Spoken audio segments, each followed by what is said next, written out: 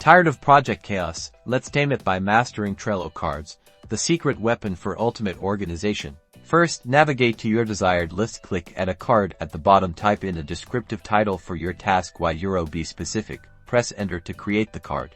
Now, let's add details. Click on the card to open it. In the description field, write a thorough explanation of the task, include all necessary information. Set a deadline, click due date, select a date from the calendar, and set a time if needed. This keeps everyone on track. Use labels to categorize your tasks. Click labels, choose existing ones or create new ones with different colors to indicate priority, project type, or status.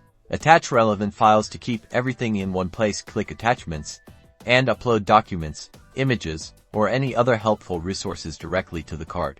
Assign responsibility, click members, and select the team member who will be responsible for completing the task. This ensures clear accountability. Break down complex tasks using checklists. Click checklist, name your checklist, and add individual steps. Track progress easily. Enhance your cards with custom fields. Click custom fields and add things like cost, estimated hours, or anything specific to your workflow for a more tailored task management experience. And that's it. You've mastered the art of creating informative and effective Trello cards. Keep your projects organized, on track, and aligned with your team's goals. Now go get organized.